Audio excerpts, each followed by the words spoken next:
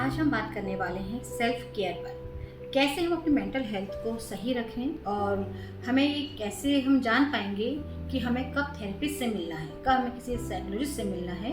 आज हम इस पर बात करते हैं। आज के टाइम पे अक्सर हम देख रहे हैं कि लोग सेल्फ केयर के नाम पे सिर्फ सैलून जाना, शॉपिंग करना या अच्छे लुक्स को लेकर के कॉन्शियस हो गई है। लेकिन सही मायने में हमें अपने नर्वस सिस्टम को शांत करना और अपनी जो मेंटल एनर्जी है, जो हमारी मानसिक ऊर्जा है, उसको कैसे हम जनरेट कर सकते हैं, हमें इस पर काम करना ज़्यादा ज़रूरी है।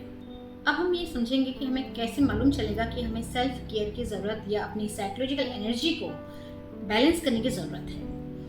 अगर हमें बहुत छोटी छोटी बातों पे बहुत इरिटेशन हो रहा है, किसी की छोटी सी गलती हमसे बर्दाश्त नहीं हो रही है, या हमारी छोटी सी गलती पर हम खुद पर बहुत ज़्यादा गुस्सा कर रहे हैं, चिड़चिड़ापन हो रहा है और हम खुद एक एक्सट्रीम गिल्ट में जा रहे हैं, अगर हमें लगता है कि हम कभी खाली बैठे हैं तो अपनी प्रोडक्टिविटी खराब कर रहे हैं, हम यूजलेस हो गए हैं, या हम खुद के लिए बहुत नेगेटिव थॉट्स को क्रिएट कर लेते हैं, तो हमें कहीं ना कहीं सेल्फ केयर की ज़रूरत है। हमारे अंदर इमोशनल नमनेस हो गई है, भावात्मक रूप से हम पूरी तरह सुन्न हो चुके हैं, हमें बहुत ज़्यादा किसी तरह की खुशी या बहुत दुख फील नहीं हो रहा है। हम सबके साथ रहते हुए भी खुद को अक्सर अकेलापन फील कर रहे हैं, हमें किसी से बात करने की इच्छा होना खत्म हो गई है, हम अपने दोस्तों को छोड़ चुके हैं। तो हमें सेल्फ केयर की ज़रूरत है। हमें ये समझना होगा कि इसका सोल्यूशन हमें कैसे निकालना है। जो सेल्फ केयर का हम बात कर रहे हैं, हमें उस पर काम करना शुरू कैसे करना है। सबसे पहले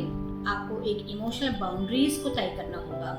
अगर आपको लगता है कि अगर आप किसी बात से परेशान हैं, तनाव में हैं और आप किसी की हेल्प नहीं कर सकते, तो आपको उस चीज़ को समझना होगा कि खुद को बहुत ज़्यादा परेशान करके, ओवर प्रेशर में डाल के आपको किसी के संग खड़ा नहीं होना है। क्योंकि कई बार ऐसा होता है, हम बहुत ज़्यादा परेशान होते हैं, लेकिन किसी और के दुख में खड़े होने की वजह से हम और ज़्यादा प्रेशर में आ जाते हैं। किसी बात की एंजाइटी और किसी और की एंजाइटी हमारे पर हावी होने लगती है। तो कोशिश कीजिए जब आप परेशान हो तो लोगों को हेल्प के लिए बहुत ईजीली हाँ ना कहना सीखें कि आप भी किसी परेशानी में हैं, तो अभी इस समय आप उनकी हेल्प नहीं कर सकते। कोशिश कीजिए दिन भर में एक बार 30 मिनट टू 1 आवर आपको एक माइंडफुल वॉक पे जाना है। आपको प्रकृति के साथ रहना है, नेचर के साथ रहना है, जहाँ पेड़ पौधे हों, फूल हों या पार्क हो, जिससे आप उस जगह को पूरी तरह से एंजॉय कर पाएँ। और जितना आप प्रकृति के नज़दीक रहते हैं, उतना ज़्यादा आपके अंदर पॉजिटिव जो एनर्जी है सर्कुलेट होना शुरू हो जाती है। नंबर 3, जितनी भी दिन भर की उलझने या स्ट्रेस वाले जो थॉट्स हैं, उनको एक पेपर में लिखने की हैबिट डालिए। इसको हम कहते हैं ब्रेन डंप या जर्नलिंग। जब भी आप अपने विचारों को पेपर में उतार देते हैं, तो काफ़ी हद तक आपका दिमाग लाइट हो जाता है और आप रिलैक्स होना शुरू हो जाते हैं। और लास्ट में सबसे ज़रूरी चीज़ कि आपको खुद को एक डिजिटल डिटॉक्स में डालना काफ़ी ज़रूरी है। आप कोशिश कीजिए दिन भर में 30 मिनट मॉर्निंग में, 30 मिनट इवनिंग में एक ऐसा टाइम बनाइए जब आप फ़ोन से काफ़ी हद तक दूर रहें।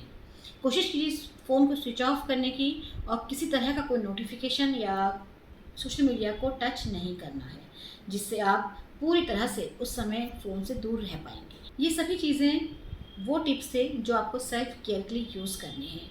और अब लास्ट चीज़ आती है कि हमको ये कैसे जान पाएंगे या हम कैसे समझ सकते हैं इस चीज़ को कि हमें कब थेरेपिस्ट की ज़रूरत है। जब भी आपकी कोई सैडनेस या उदासी या कोई भी ऐसा बिहेवियर जो आपको परेशान कर रहा है, 15 दिन से ऊपर आपको परेशान करता है, तो आप थेरेपी से जाके मिल सकते हैं कि आपको, या किसी ऐसे पर्सन से जो प्रोफेशनल हो, जिससे आप अपने उस प्रॉब्लम का सोल्यूशन ले सकते हैं। Number 2, impaired functioning. अगर आप दिन भर की रूटीन जो आपका रेगुलर एक वर्क होता है, वो अगर आपका डिसबैलेंस होना शुरू हो चुका है, आप प्रॉपर टाइम पे अपनी चीज़ों को नहीं कर पा रहे हैं, तो आपको ज़रूरत है किसी थेरेपिस्ट से मिलने की, कि आपका सोल्यूशन एक प्रोफेशनल पूरी तरह से कर पाए। कोई ट्रॉमा या कोई पैनिक सिचुएशन जिससे आप काफ़ी लंबे टाइम से बाहर नहीं आ पा रहे हैं, काफ़ी कोशिशों के बाद भी आप उससे निकलने में असमर्थ हैं, तो आपको ज़रूरत है एक प्रोफेशनल की, जो आपको इस स्थिति से निकालने के लिए आपकी हेल्प कर पाए। अगर आपको लगता है आप किस तरह की एक साइकोलॉजिकल प्रॉब्लम में फंसे हुए हैं और जिससे निकलना आप के लिए अकेले पॉसिबल नहीं हो पा रहा है, आप चाहकर भी उससे बाहर नहीं निकल पा रहे हैं, तो आपको ज़रूरत है एक प्रोफेशनल की जो आपकी पूरी तरह से हेल्प कर पाए।